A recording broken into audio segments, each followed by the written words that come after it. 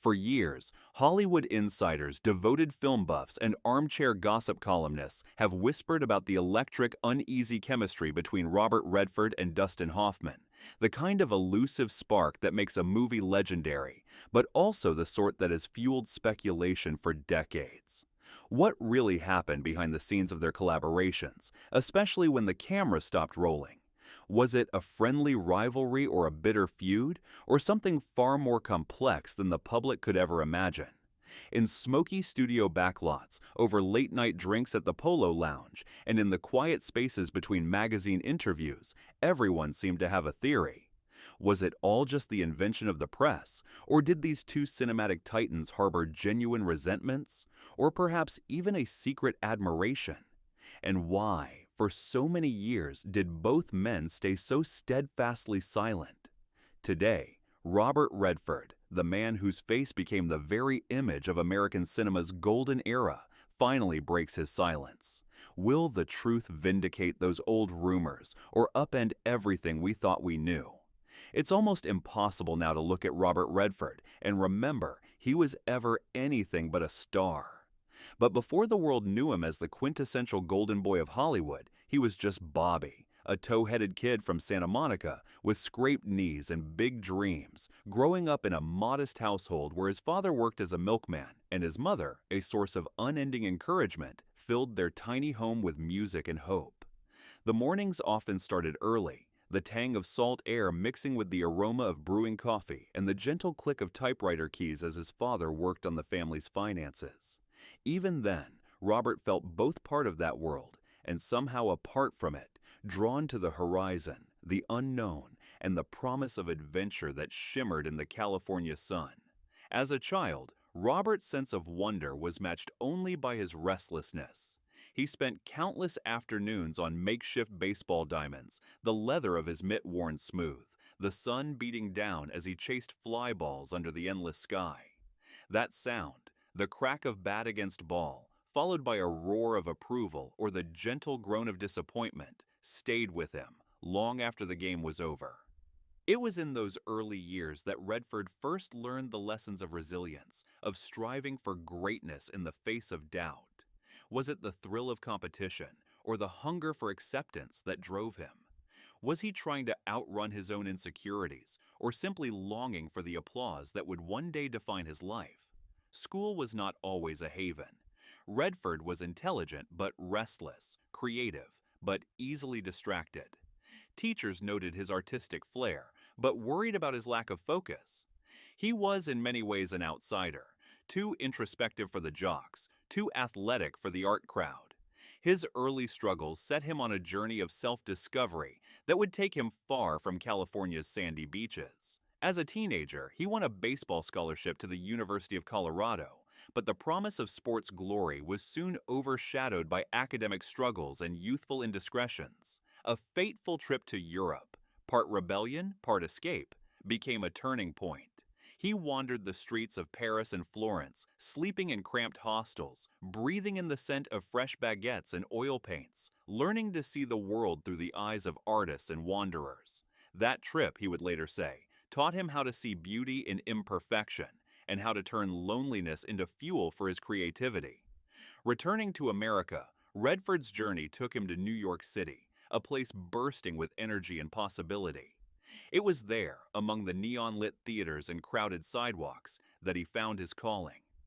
The world of theater drew him in, first as a stagehand, then as a struggling actor hustling for auditions, always just on the cusp of discovery.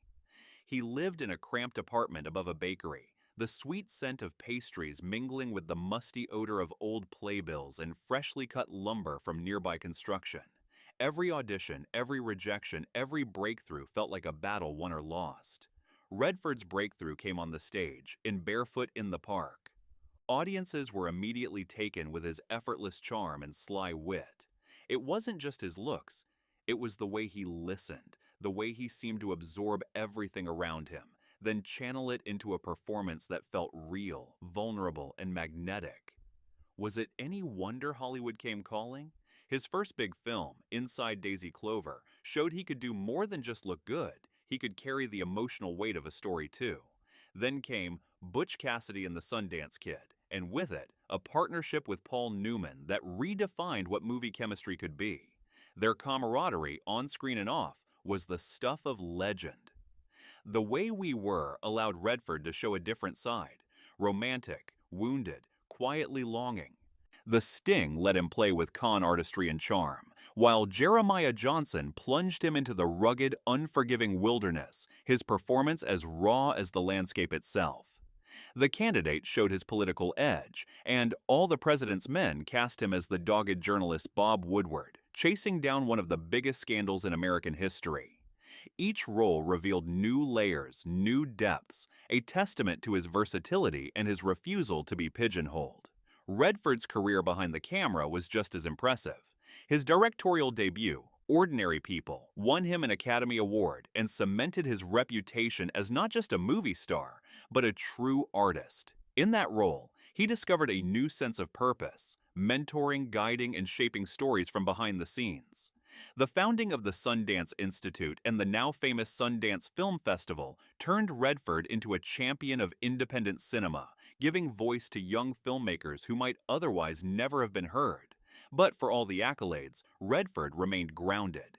He relished his time in nature, hiking through the forests of Utah, the scent of pine needles and fresh snow filling the air far from the bright lights of Los Angeles. Friends and colleagues speak of his generosity, not just with money, but with time, advice, and encouragement. His philanthropic efforts were wide-ranging, from environmental causes to scholarships for underprivileged youth. Few knew of the many quiet checks he wrote, the letters of support he sent, the appearances he made at small events simply because someone asked. Even as he aged, Redford never stopped working, never stopped searching for the next great story.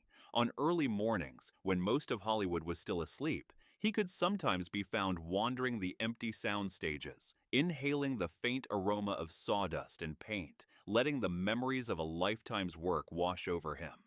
"The smell of a set before the crew arrives," he once remarked to a close friend, "reminds me that every day is a new beginning, no matter how many endings you've seen." Yet the price of fame is never paid just once.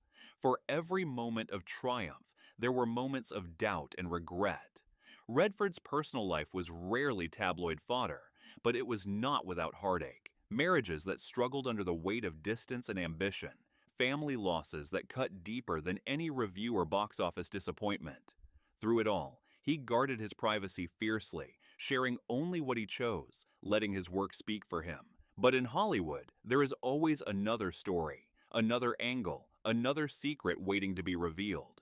For Redford, that story often involved his co-stars, especially those who matched him in talent, drive, and complexity. Among them, none cast a longer, more complicated shadow than Dustin Hoffman.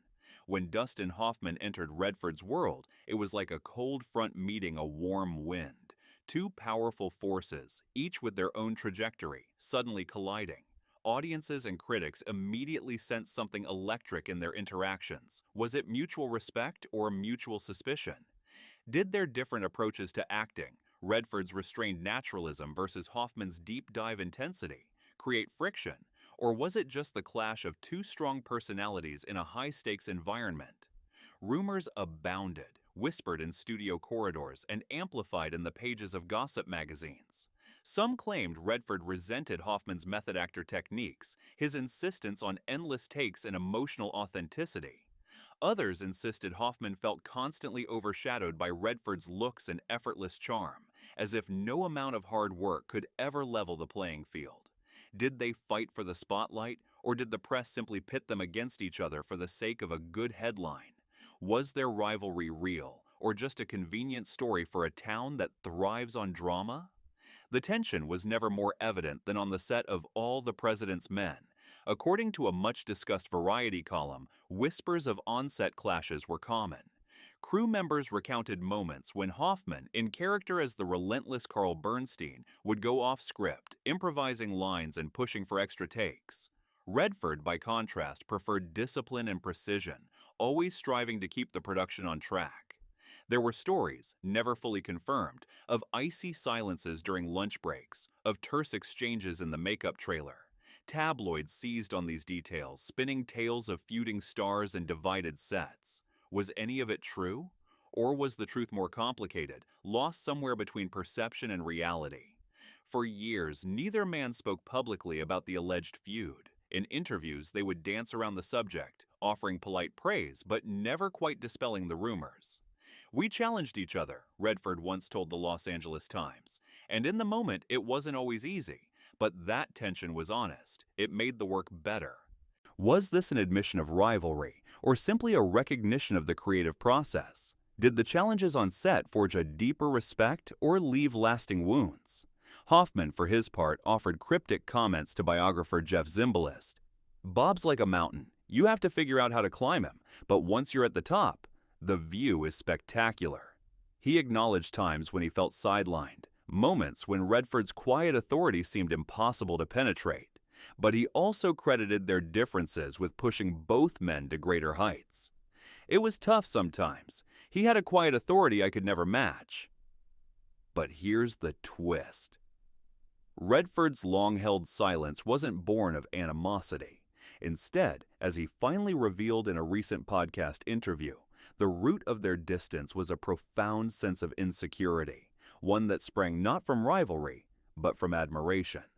"I saw in Dustin what I didn't have," Redford confessed. "He could throw himself into a role, break all the rules. It made me question whether I was playing it too safe. I envied his courage, his willingness to be raw and vulnerable in front of the camera." How often do we mistake envy for resentment? How many friendships are lost because we fail to admit our own insecurities?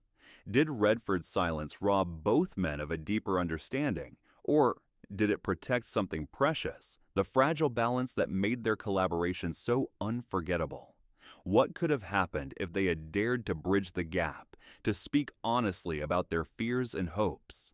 Did Hollywood itself, with its hunger for drama and its relentless pressure to perform, create the very wall that kept these two remarkable men apart? As Redford reflected, there was a clear note of regret in his voice. "We let the industry write our story for us. I wish we'd talked more. Maybe we'd have laughed about all of it." In that simple confession lies a universal truth. The stories we don't tell can weigh more heavily than the ones we do. Was this missed friendship the true cost of stardom, or simply an inevitable outcome of two men, each fiercely protective of his own way of working, each unsure how to reach across the divide? For decades, Redford and Hoffman's silence left fans to fill in the blanks, to project their own meanings onto every glance and gesture. Did they ever make peace? Has Hoffman heard Redford's admission? And if so, how did he feel? The answer for now remains a mystery, a final cliffhanger in a story that may never be fully resolved. Who then is Dustin Hoffman, the man at the center of this Hollywood enigma? Born in Los Angeles to a family of modest means, Hoffman's childhood was marked by a persistent sense of not belonging. Shy, sensitive, and fiercely intelligent, he found solace in the world of make-believe, escaping into movies and books when the real world felt too overwhelming. Was it this sense of alienation that made him such a powerful actor, able to inhabit characters from all walks of life with equal conviction? Hoffman's journey to stardom was anything but smooth. He struggled through acting classes in New York, often living on little more than coffee and determination. Rejection became a way of life, but so did resilience. He took odd jobs, waiter, typist, even a coat check attendant at one point, just to make ends meet. It was in those gritty rehearsal rooms, thick with the scent of sweat and ambition, that Hoffman honed his craft. He learned to find truth in vulnerability, to embrace the messiness of human emotion.